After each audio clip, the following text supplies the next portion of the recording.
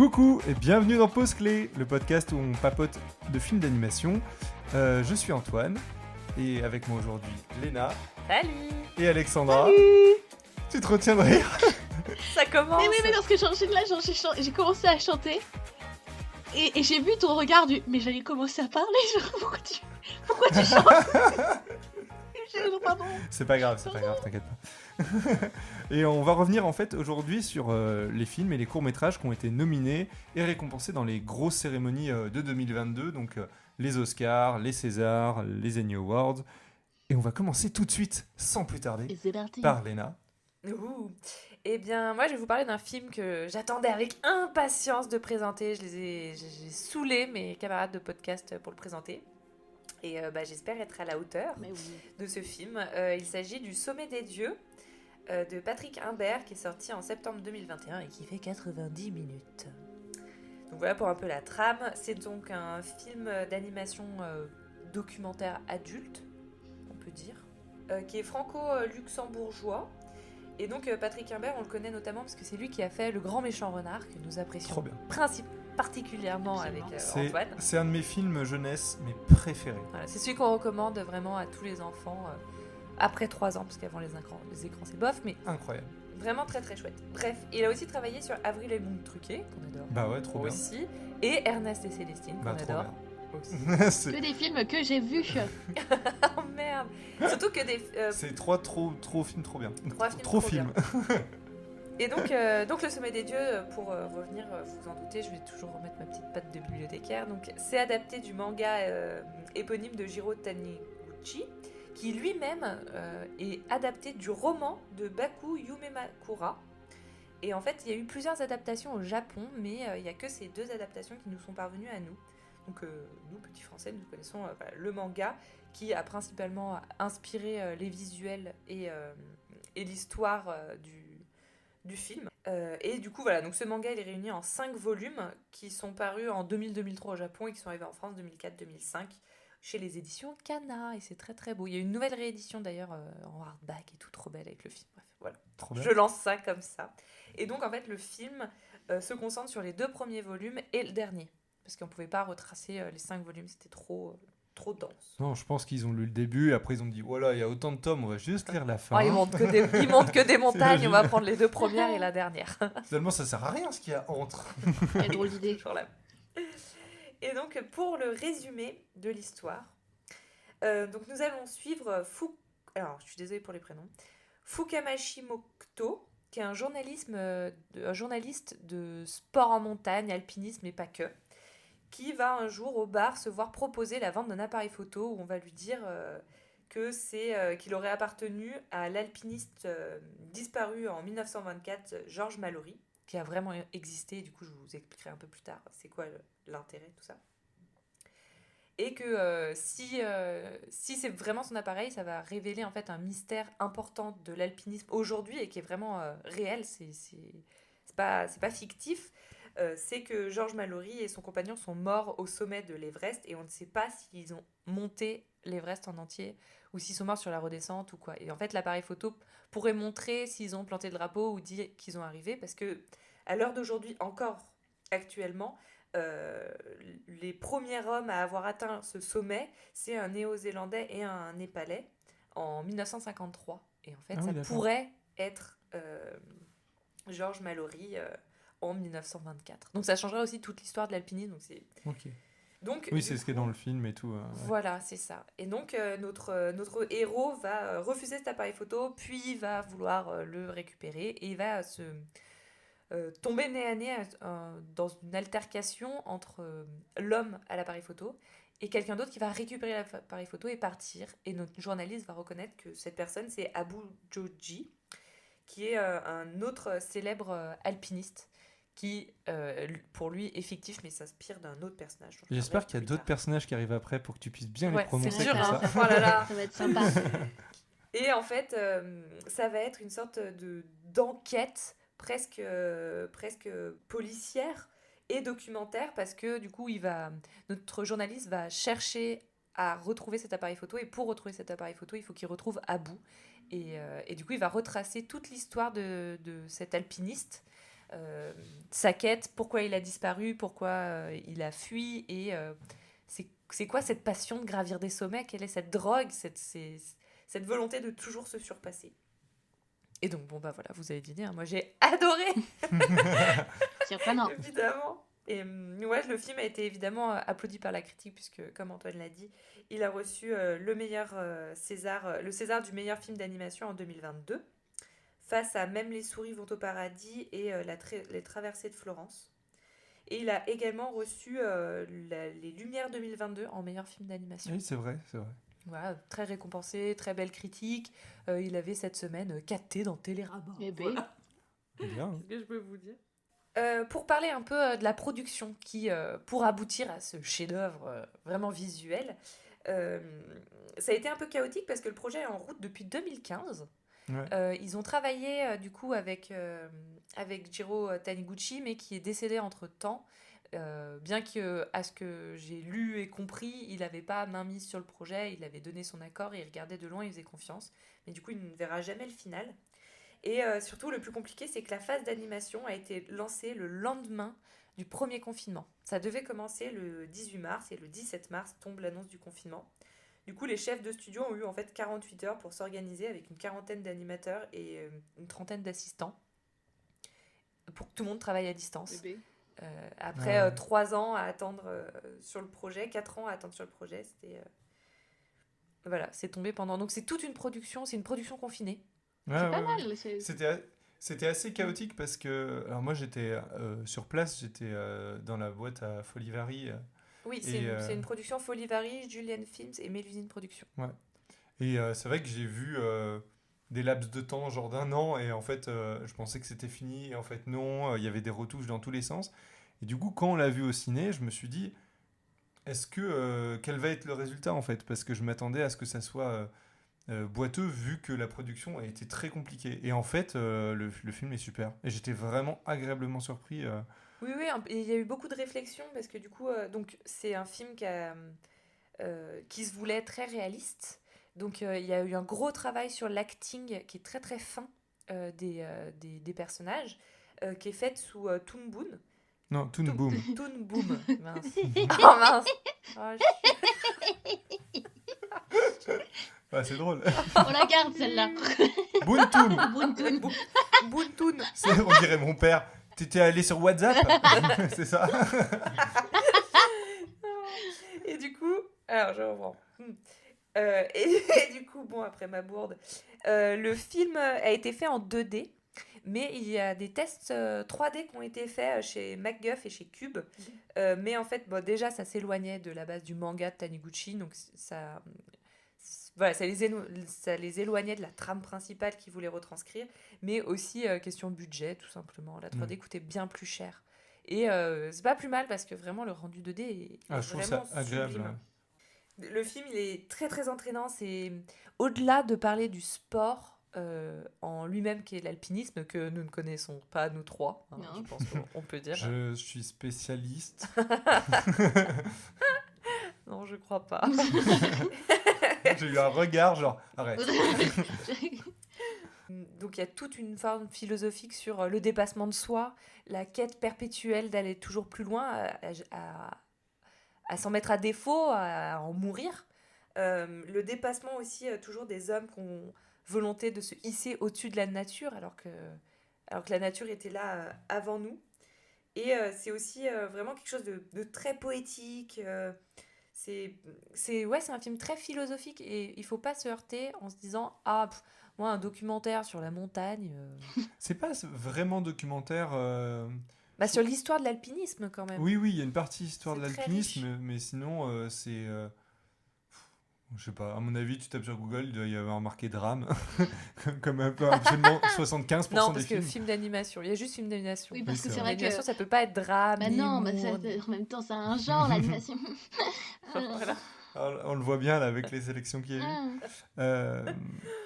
Et donc voilà, c'est un film qui parle aussi, qui est une leçon de vie sur la puissance du mental, la rédemption aussi, parce qu'on va voir que vous verrez que le personnage d'Abou, en fait, il se retire du monde de l'alpinisme parce que il va monter avec un de ses amis, non, avec le fils, avec un enfant. fils d'un ami, et en fait, l'un tombe, et pour le sauver, ils sont obligés de couper la corde. Elle est ouf, Et cette scène elle est Cette dingue. scène est incroyable, c'est très très poignant. Les scènes sont très très fortes. Ouais. Et ça, on doit surtout au décor. Vraiment, alors j'ai pas trouvé le nom du chef décor, mais c'est le chef décorateur artistique, chef de Ouais. DA. C'est David Cocardasso. Et vraiment, il devrait figurer en tête sur le DVD parce que c'est les décors qui font tout le film. C'est vertigineux, C'est le on principe. voit ces montagnes et on a l'impression d'y être. Et c'est... Ah oui, c'est vraiment... Bah, c'est bien animé aussi, C'est mais- magnifiquement animé, mais les animations sont... En fait, le but, c'est de montrer la montagne, c'est de montrer la beauté, c'est de Ouais. montrer à quel point c'est envoûtant et pourquoi on a envie d'aller là-haut et quel plaisir il y a à se retrouver là-haut. Et aussi de montrer... parce que c'est des hommes qui montent en solitaire l'Everest, puisque le but, c'est de monter, voilà, d'être toujours plus haut et toujours plus fort. Et donc, c'est de monter aussi la puissance de la nature, la solitude et la petitesse de l'homme. Et du coup, c'est en ça que les décors sont très très importants ici. Et ça fait vraiment un effet waouh, c'est vraiment très très beau. On sent autant la hauteur, la beauté du lieu et tout le danger quand on ressort. Vraiment, c'est les pentes, les crêtes. Et il y a tout un travail sur la couleur aussi auquel ils ont laissé un petit grain qui fait un peu photo Kodak, vous voyez. Oui, oui. Alors voilà, et ça donne vraiment un plus à l'image qui est très très beau et qui est en plus, voilà, je termine après, je passerai sur un autre sujet, je parlerai des personnages, mais toute cette image, elle est après rehaussée par les musiques d'Amin Bouafa. Et c'est vraiment, c'est stupide, c'est le mot qui me vient, mais c'est très envoûtant. C'est poétique, c'est philosophique, c'est très très bien fait. J'ai peu de choses à redire. J'y suis allée en me disant, je vais sûrement m'ennuyer parce que voir des gens sans que ce soit des images, des vraies images, voir des gens monter une montagne sans que ce soit vraiment des vraies images de montagne. En plus, voilà, moi j'ai grandi dans la montagne, avec le Mont Blanc. Voilà, T'as envie du concret, quoi. Oui, c'est dur de se dire, bon, bah, je vais voir quelqu'un faire ça. Et ils ont réussi à rendre ça comme la BD de Taniguchi. C'est passionnant, c'est entraînant, c'est vraiment une enquête policière dans les montagnes où on grimpe. Et non, c'est vraiment très très bien. Et je pense que ça suit aussi grâce aux protagonistes de l'histoire, qui sont du coup très différents et pas forcément... Physiquement. De quoi? Moi, j'ai confondu un peu les deux personnages principaux pendant une partie du film parce que leur chara design, donc leur apparence est trop similaire pour moi. Oui, parce qu'en Il fait, manque un peu dans le Abu du présent, il a de la barbe, mais Ouais. vu qu'on est beaucoup dans des flashbacks de la vie de Abu, il n'a pas de barbe et c'est vrai qu'il ressemble un peu Après, peut-être, à Fakamashi. je suis peut-être un peu débile, mais Alex a dit Ro, mais tu t'as pas non plus dit non. Oh, non, non, tu sais, elle rajoute un petit oh non. non, je pense que mes héros se suffisaient à eux-mêmes. Cette phrase, C'est une était- belle c'est- phrase, Oui, en cette tout cas, phrase, qu'on va on pouvoir s'en garder. retiendra. On la garde. Et donc, ces deux personnages, ils sont très différents. Parce qu'il y en a un qui est très solitaire, au passé douloureux. On pourrait croire ténébreux, mais pas du tout. Il est très solitaire, il est antipathique. Il a la tête dans le guidon, il veut faire que monter. Et on a ce journaliste qui est hyper curieux, qui est admiratif d'Abou et qui veut suivre, qui veut comprendre, qui a une soif de recherche de réponse. C'est chouette parce qu'on est entraîné par l'entrain de ce journaliste et sa curiosité. Et en même temps, on a tout le côté historique avec le personnage d'Abou. Et donc, le personnage d'Abou, d'ailleurs, voilà, pendant que j'y suis, et ce que je vous disais au début, donc il est fictif, mais il est inspiré d'un vrai alpiniste japonais qui s'appelle Yasuo Kato. Dernier nom. Oui, je crois que c'est le dernier nom. Et avec qui il a de nombreuses similitudes. Il y a plein de trucs dans le film. Abou, il va perdre 2 doigts parce que voilà, il part dans le froid et tout. Et bah, cet alpiniste en a perdu 3. Et en fait, c'est ça, c'est que tout le film il est bourré de petites anecdotes vraies. Et il y a plein d'alpinistes quand on parlait en disant c'est drôle. On revoit par exemple la maison d'Abou qui est au milieu à mi-chemin pour monter l'Everest. Et ben, cette maison, elle existe vraiment. C'est là où les alpinistes ils s'arrêtent et c'est vraiment la vraie maison qu'ils ont redessinée. Donc c'est bourré de cool. plein de petites anecdotes. Et moi, c'est ce qui fait que que ces films, ils me prennent aux tripes parce que j'ai l'impression d'en sortir grandi, d'avoir appris. J'en ai pris plein les yeux et en même temps, c'est intelligent parce que t'apprends plein de choses. T'apprends beaucoup de choses sur le sport alors qu'on n'y est pas forcément sensible sur un sport nouveau, en plus d'un point de vue d'un autre continent. Euh, Mm. et voilà, c'était vraiment, je trouve ça bien que quand il y a des films comme ça qui font réfléchir, qui font avancer, qui nous font pas seulement voyager. Euh, et voilà, qui font réfléchir sur la petitesse de l'homme. J'aime bien les films documentaires, j'avoue, mais là, c'est pas seulement ça. C'est enrichissant. C'est enrichissant et c'est beau. C'est vraiment très beau. Oui. Vraiment. Et si jamais vous aimez pas l'alpiniste, allez quand même le voir parce que vraiment, c'est beau. Il vaut C'est le beau. coup. Et on se tient au siège à des moments. Pour ceux qui ont le vertige, je préviens. On va pouvoir passer à toi, Alex. Waouh. Je vais donc essayer d'être concise puisque je m'attaque à un gros morceau, puisque je me suis auto-chargée de parler des 3 Disney qui ont été nommés aux Oscars cette année et qui ont bien sûr eu leur nomination dans les ONI Awards & Co. Il y a eu 3 Disney aux Oscars, Ouais, mais c'est- c'est super. C'est super. Et en fait, Vive la diversité. waouh, comment on est surpris et puis incroyable. Qui est-ce qui a gagné l'Oscar? Un Disney. Ça faisait longtemps. Ouf.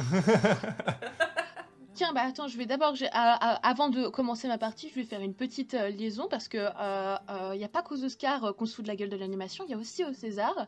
Et je tiens publiquement, même si personne nous écoute, je tiens publiquement à insulter les gens qui ont présenté les Césars et qui ont insulté la profession, qui ont pas respecté les gagnants. Et les réalisateurs et producteurs C'est vrai. du Sommet des Dieux. Pour le Sommet des Dieux. Ouais. Oui. Avec une attitude absolument abjecte, mais abjecte.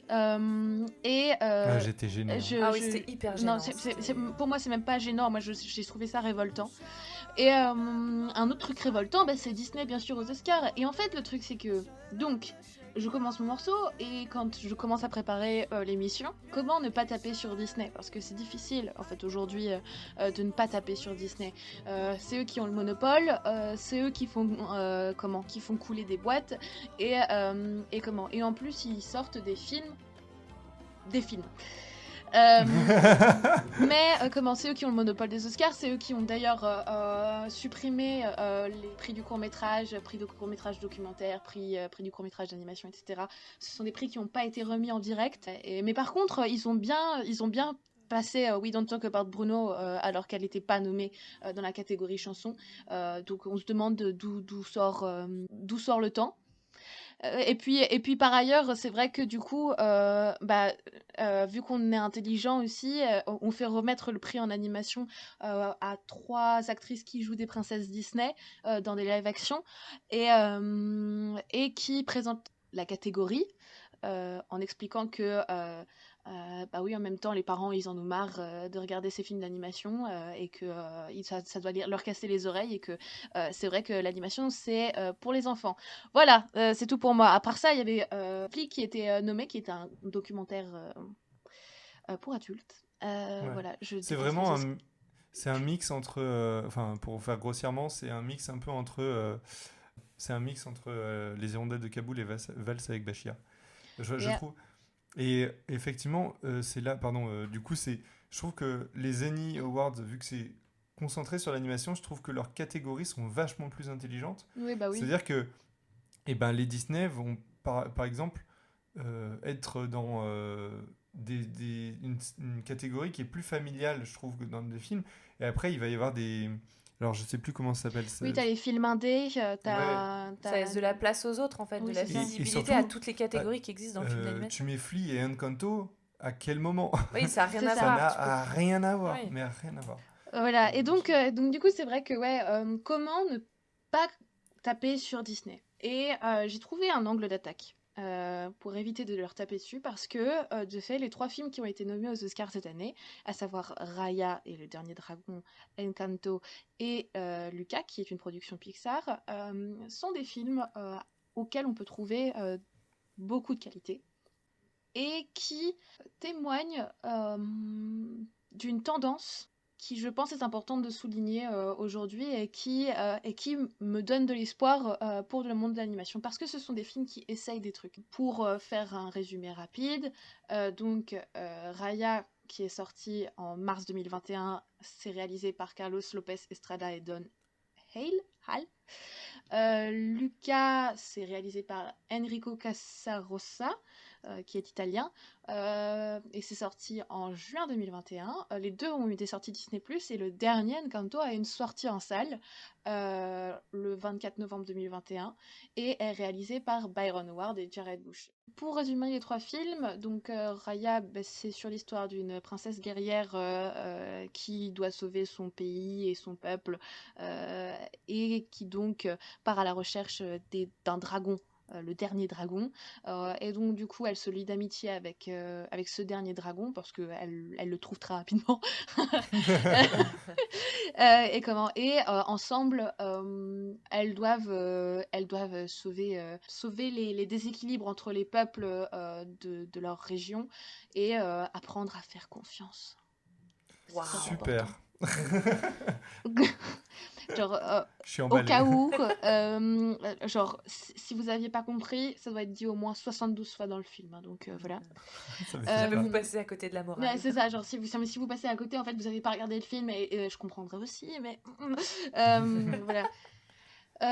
Lucas, c'est sur l'histoire d'un monstre marin qui vit sous l'eau et qui a un peu envie de s'émanciper de ses parents parce que il fait tous les jours la même chose.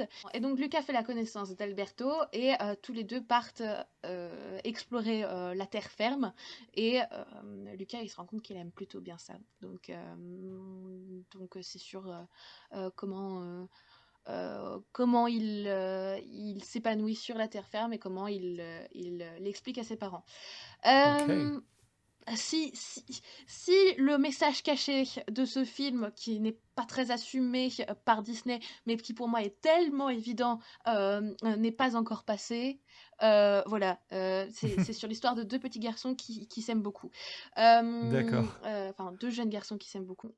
Et pour Encanto, c'est sur l'histoire de Mirabel, qui fait partie de l'incroyable famille Madrigal. Et l'incroyable famille Madrigal vit dans une espèce de cuvette en Colombie, au milieu de nulle part, pas accessible par le reste du monde. Et tous les membres de cette famille ont un don.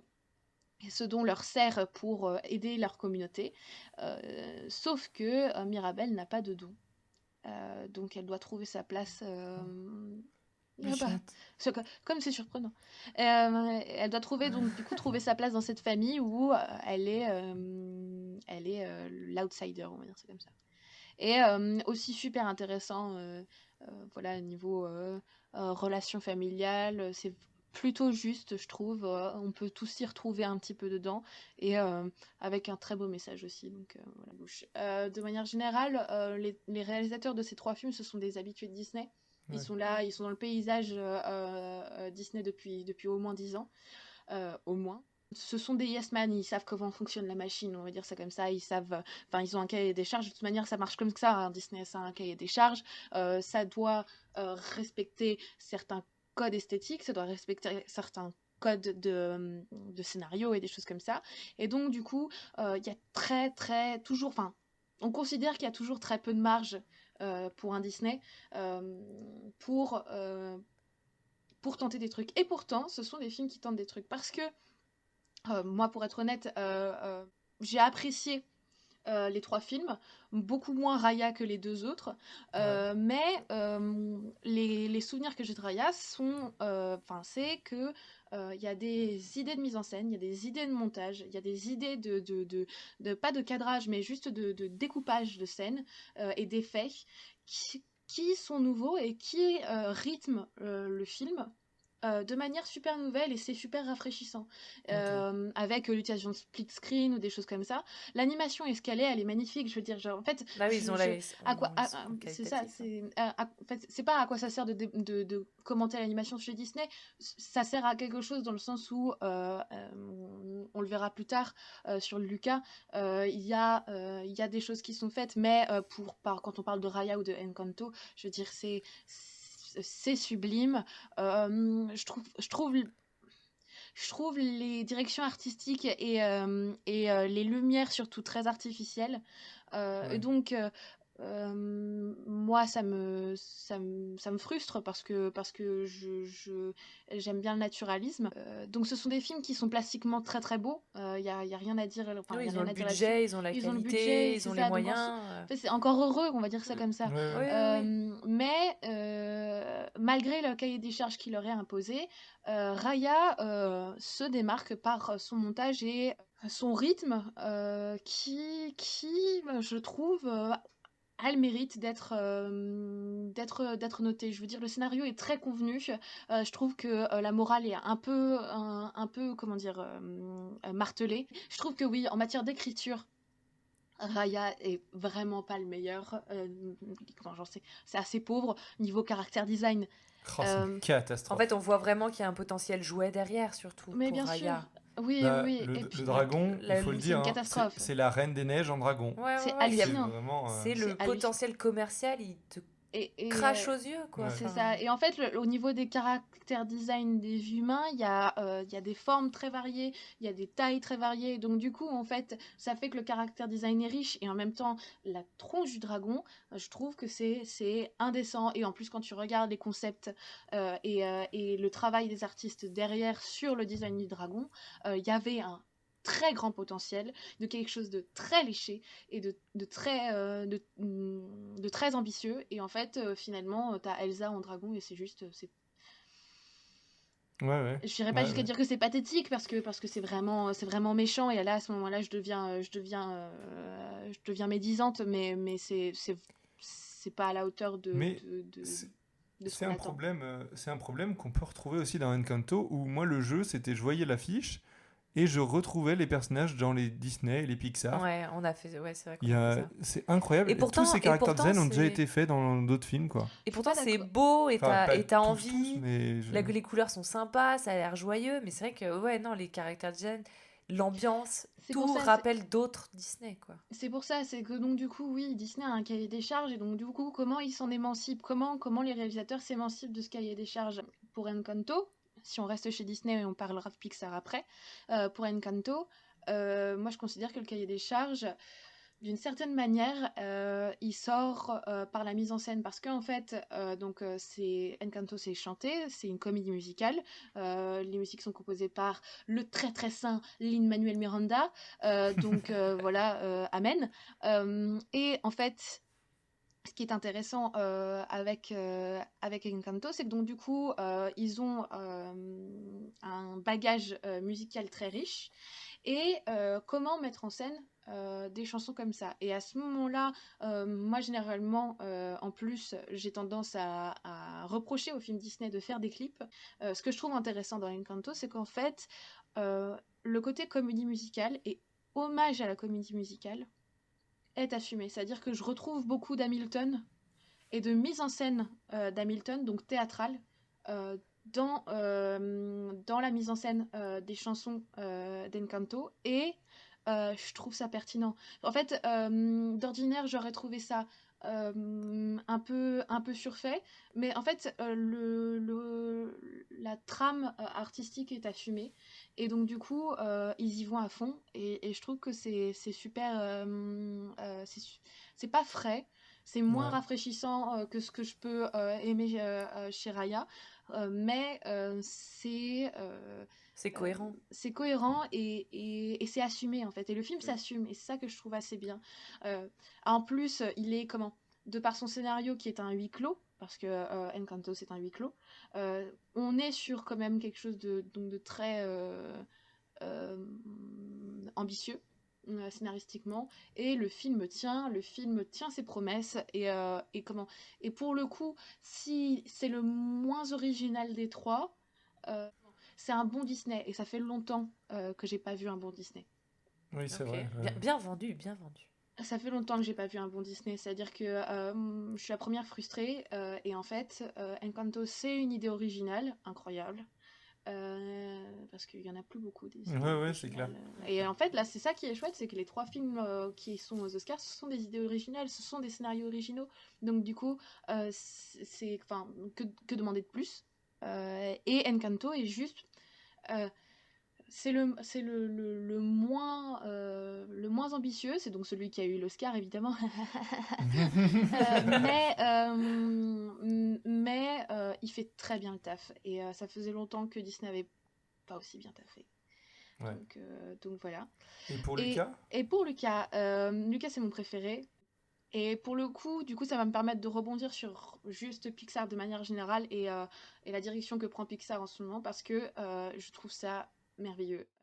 Parce que Pixar a toujours été donc au départ précurseur.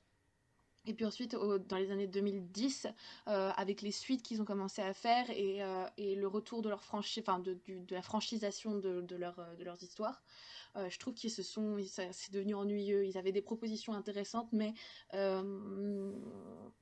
c'est pas que c'était pas à la hauteur de Pixar, c'est que c'était pas suffisamment téméraire. Et moi, de manière générale, je regardais avec un peu d'aigreur ce qu'ils proposaient ces dernières années. Et arrive Lucas.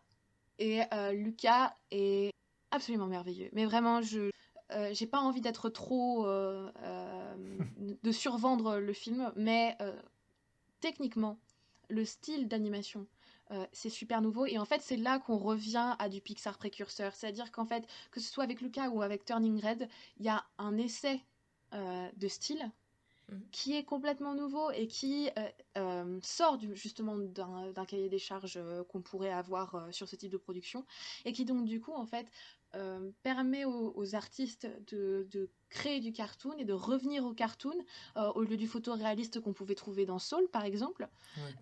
Et donc du coup en fait permet de créer des univers avec une direction artistique, une forme, enfin des formes, un style. Je veux dire c'est pas uniquement les caractères design, c'est aussi l'environnement, les bâtiments, etc. qui doivent correspondre justement à cette prise de décision artistique particulière.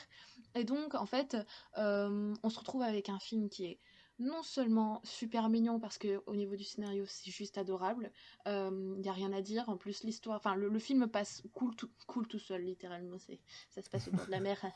Euh, comment mais enfin tu sens pas le temps passer et en plus c'est super doux. Il y a une vraie prise de décision, il y a une vraie prise de risque dans le style. C'est un film qui aurait dû voir le grand écran, tout comme Raya, hein, mais Lucas particulièrement. Et je sais que chez Pixar, c'est le grand drame en ce moment parce que Oui. leurs 3 derniers films n'ont pas vu le grand écran, Turning Red non plus. Mais on voit que il y a quelque chose qui se profile et qui continue avec Turning Red et autant c'est un autre sujet mais moi j'ai pas aimé Turning Red, autant juste en matière de pure d'animation on revient en fait à du cartoon, on puise aussi les inspirations du manga, de l'animation japonaise avec des expressions qui sont très marquées et on retrouve ça chez Lucas, on retrouve ça retrouve ça dans Turning Red et je trouve ça super rafraîchissant et c'est ça en fait. je trouve ça vraiment génial. Donc en fait moi ça me donne de l'espoir et ça me rend heureuse de voir que Pixar retente des choses et de nouveau dans une émulation en émulation artistique et donc du coup en fait pour le futur c'est juste oui, il y a des nouvelles tentatives, donc ça y est, il y a un nouveau regain un petit peu. C'est on ça, se dit, et donc, ça y est, on va exactement. évoluer un peu. Et donc du coup, en plus, vu qu'ils proposent du contenu original avec des nouveaux points de vue, etc. C'est fin. J'ai rien à reprocher. Oui, c'est ça, exactement. Genre, allez-y, et que ce soit pour Lucas ou pour Turning Red. Et encore une fois, Turning Red sur le scénario, il y a plein de choses avec lesquelles je suis en désaccord, mais en tant artistiquement, mais foncez quoi. C'est trop bien. Enfin, on demande que ça en fait aujourd'hui en animation. On a l'impression d'avoir épuisé en fait le style Disney, épuisé le style Pixar, et en fait maintenant on a un nouveau souffle artistique, et je trouve qu'il se ressent particulièrement dans Luca. Beaucoup moins dans Raya ou dans Encanto parce que ce sont des Disney, mais chez Pixar en fait on a un nouveau j'irai pas jusqu'à dire une nouvelle ère parce que j'ai pas envie de m'avancer trop, mais en tout cas il y a un nouveau souffle, et c'est prometteur. Ouais, Voilà. non, c'est cool, hein. C'est chouette. C'était bien. Merci. Oui, il y a des fois de Disney qui en plus qui plus restent un peu sur ses acquis quand même. Oui, Disney. bien sûr. De toute façon, en fait, le truc, c'est que, bon, après, on pourrait en parler pendant des heures, mais le fait est que je pense qu'ils n'ont pas le choix. Il y a aussi comment? Oui, il y a une charte qui est Il y a derrière, une charte, je pense, et qui est puis très comment imposée. il y a un public, je veux dire, c'est le public s'attend à voir un Disney. Quand Disney propose un film qui n'est pas un Disney, ça donne Cusco, et même si aujourd'hui c'est culte, c'est une plantade au moment où il sort, parce que c'est clair. c'est pas Disney. Ouais. Donc du coup, ils savent très bien qu'ils doivent garder une ligne directrice, mais ça leur empêche pas de tester quelques petits trucs et d'être un petit peu novateur. Et je trouve que 2021 est une très bonne année de ce côté-là. Ok, bien. Et bah c'est à toi, Antoine. Je te passe la parole. C'est à moi. Oh, transition. Moi, je vous ai fait une petite sélection de 3 courts-métrages qui ont été soit nominés, soit qui ont remporté le prix dans les Emmy Awards et les Oscars 2022. Et donc, je vais commencer par un court-métrage en 3D. C'est The Windshield Wiper d'Alberto Mielgo et Leo Sanchez. On voit Alex qui lève les bras en l'air. Allez. Standing ovation. Alors, je vous ai sélectionné des courts-métrages que vous pouvez normalement voir. Donc là, vous pouvez le retrouver sur la plateforme Streaming Animation Showcase. Il n'a pas été posté sur Instagram aussi. Je ne sais pas s'il a été supprimé. Alors, il est peut-être sur Instagram. Parce que Alberto Mielgo l'avait posté sur Instagram pendant la course aux Oscars. Et sinon, de toute façon, on mettra les liens dans un article Instagram si vous voulez nous suivre. Très bien. Et alors, c'est un court-métrage un peu difficile à résumer. En fait, on essaye au travers de différents personnages et de couples à savoir ce qu'est l'amour. Et on présente un personnage dans un bar qui nous pose la question frontalement aux spectateurs. What is love? Donc, qu'est-ce que l'amour? En anglais. Il nous donne une réponse... je vais pas dire la fin, mais... je vais pas dire la fin, mais il nous donne une réponse très simple et assez énigmatique. Mais en fait, déjà, Alberto Mielgo, c'est le gars qui est responsable de la direction artistique de Spider-Man Into the Spider-Verse. Donc, avant d'être renvoyé du projet, mais en tout cas... Moins même. Oui, mais il a révolutionné quand même la 3D, je trouve. Il a des directions artistiques assez frontales, enfin assez marquées. Merci. Et il a fait aussi son précédent court-métrage, c'était The Witness, qui était un épisode de la série Love, Death and Robot, qui reprenait une esthétique similaire, mais... beaucoup plus poussée encore. En fait... encore plus poussé, un peu réaliste en fait. Et là en fait il reprend ça dans The Windshield Wiper, mais il la développe encore davantage. Et il y a même donc c'est de la 3D avec des effets de crayonné brouillon, donc on appelle ça des roughs dans le milieu. Mais donc c'est des effets de brouillon mais que par endroits. Et ça montre en fait je trouve une nouvelle possibilité un peu en 3D. Je trouve ça assez neuf aussi, assez cool. Ouais, et en fait, c'est une réalisation qui est hyper réaliste, je trouve. C'est super léché, c'est très très profond. Ouais, c'est des cadrages qui mettent des petits mouvements de caméra presque à l'épaule à des moments, il y a des flous, etc. Ce qui ajoute vraiment... en plus, l'animation est très réaliste. Et même si les character design sont plus stylisés, en fait, il y a un côté très... enfin, je sais pas comment dire, très réel, quoi, qui en ressort. On parlait d'Arcane en plus la dernière fois. Je pense que sans Alberto Mielgo, en vrai, ça aurait peut-être pas été aussi poussé. Aussi poussé, ouais. Aussi innovant. Donc après, le court-métrage en lui-même, ça reste assez contemplatif, donc ça peut rebuter. des fois on a un peu l'impression que c'est mon avis, hein, mais que c'est juste un peu des belles images, enfin juste pour nous montrer un peu des belles images, et ça fait des fois un peu bande démo, on pourrait dire, mais Mielgo il maîtrise sa direction artistique, donc du coup c'est quand même magnifique.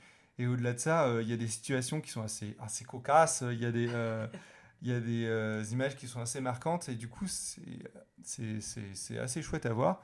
De toute façon, je trouve que c'est toujours intéressant de regarder le travail d'Alberto Mielgo parce que ça a beau être des petites choses, on va dire, parce que il a mis sa patte dans Spider-Verse, et après c'est 2 courts-métrages, c'est pas des longs-métrages. Mais mine de rien, ça compte, je trouve, dans la production. 3 courts-métrages à partir du 20 mai. Ah oui. Oui, il y en a un qui sort bientôt. Ouais, effectivement. Effectivement. Et donc voilà, donc ça c'est pour Alberto Mielgo et The Windshield Wiper. Et je vais continuer avec L'Art dans le sang de Joanna Quinn et Les Mills. Donc ça on peut le retrouver sur le YouTube de l'ONF, donc c'est l'Office national du film du Canada, et aussi le YouTube du NFB, c'est le National Film Board, et aussi sur la plateforme Animation Showcase. Et donc lui il a été nominé aux Oscars. Je sais pas si je l'ai dit d'ailleurs, celui d'Alberto Mielgo, il a remporté l'Oscar du meilleur court-métrage. Petit détail. Petit détail. Pour L'Art dans le sang, c'est de la 2D. Alors là, c'est de la 2D pure et dure. Joanna Quinn, c'est une réalisatrice de court-métrage. Elle a notamment fait, alors que je vous conseille vraiment, c'est Dreams and Desires, Family Ties.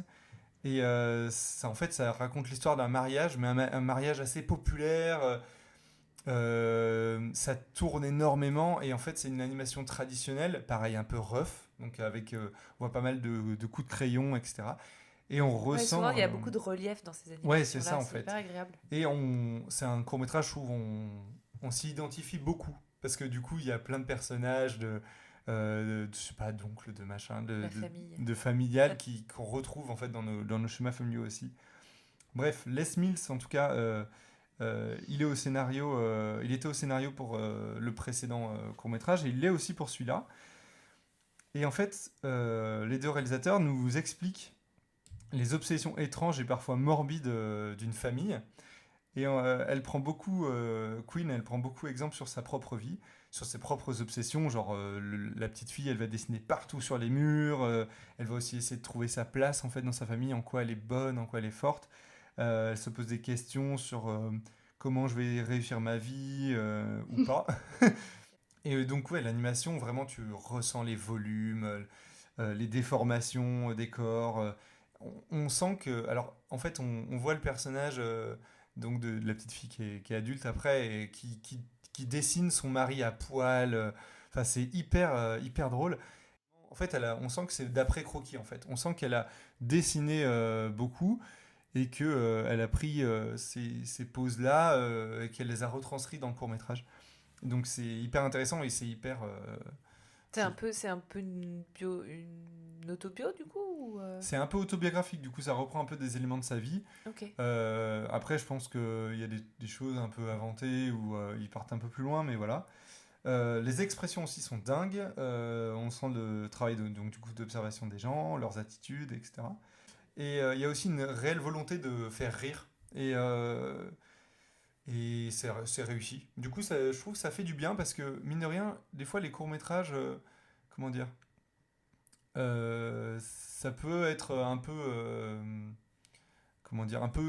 court-métrage d'auteur, j'ai pas les mots, mais pour dire que ça peut être un peu compliqué à comprendre, ou un peu contemplatif. Souvent, oui, voilà. on se dit, parce que souvent, les courts-métrages, puisque c'est court, petit, et que c'est pas non plus, ça a pas vocation d'être mis au cinéma ou quoi. Je pense que du coup les auteurs se permettent d'aller à fond dans des dénonciations souvent de problématiques et de sujets qui sont forts et qui sont souvent durs à regarder, ou là, pas forcément, des fois c'est très compliqué. Là tu vois, ça pose des questions, sur sa propre vie, sur voilà. Ça ouvre plus de liberté. Mais en tout cas c'est drôle, et du coup c'est assez chouette. Moi j'aime bien les choses drôles.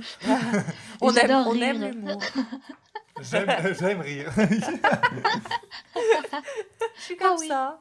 Alors je vous ai laissé un peu mon préféré pour la fin. Ah. Ce qui va peut-être pas être le cas de tout le monde, c'est Bestia, d'Hugo Covarrubias et de Tevo Diaz. Vous pouvez le retrouver sur arte.tv. Ah oui. Et il a eu le l'Annie Awards du Best Short Subject. Et il a été nominé aux Oscars pour le meilleur court-métrage.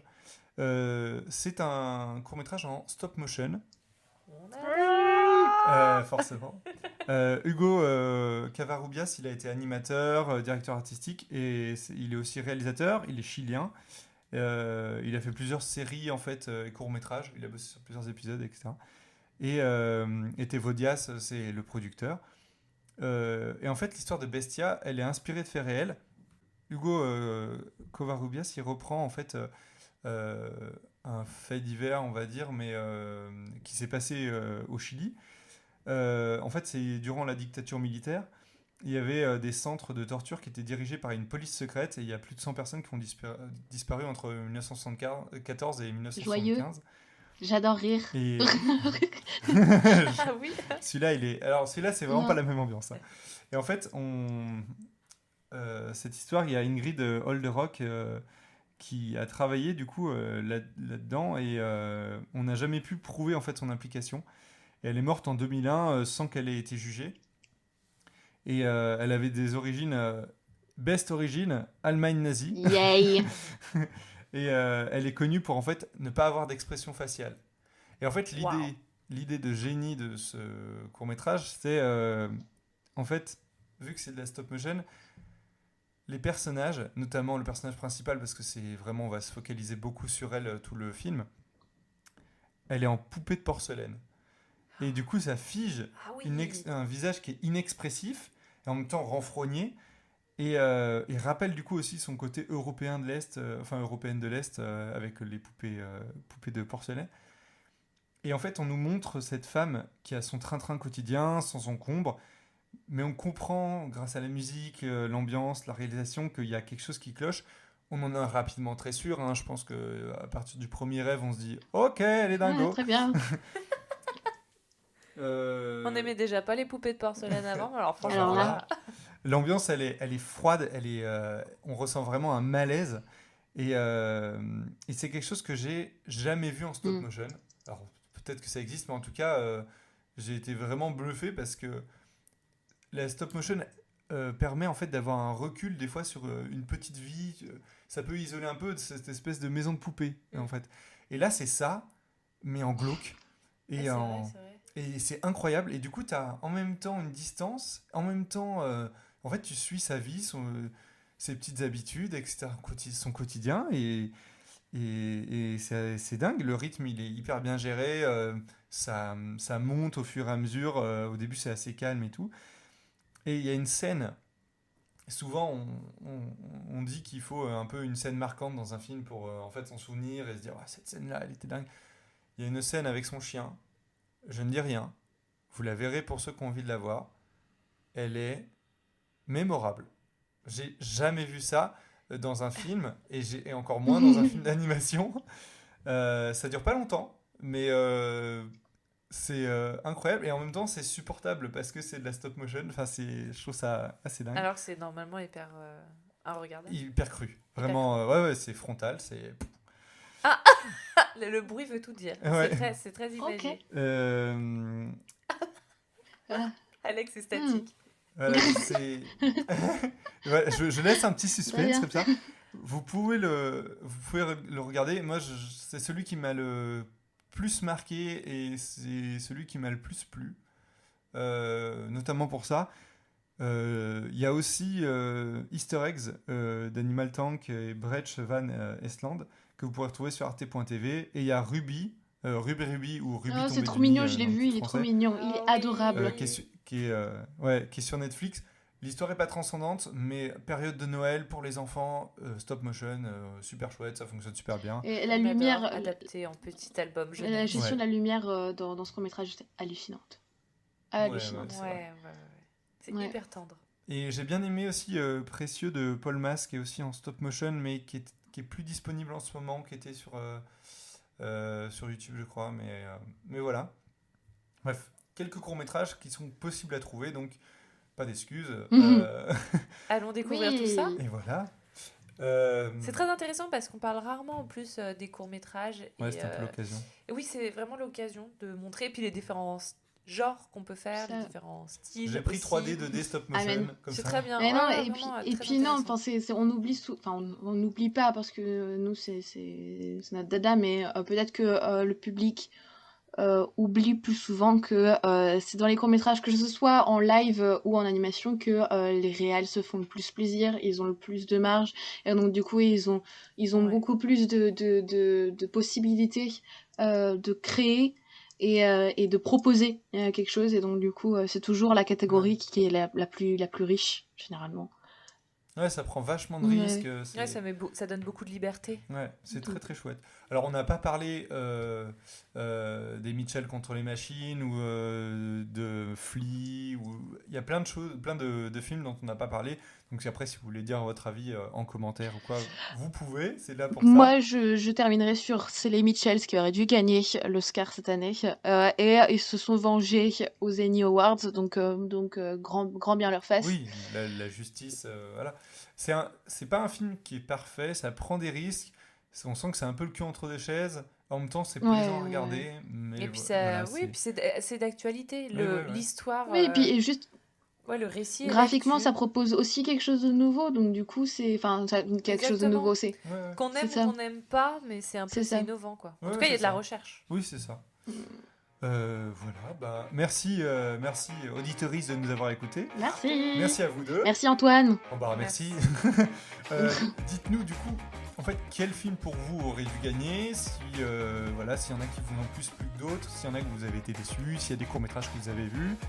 Vous pouvez nous retrouver sur YouTube, du coup, Facebook et sur Instagram où on vous fait les recommandations, on vous postera les liens ou autres.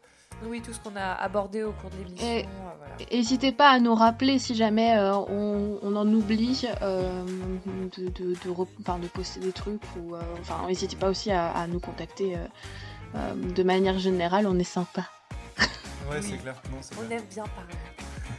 on aime bien. Donc voilà, bah, à plus. À Bisous. plus, bisous.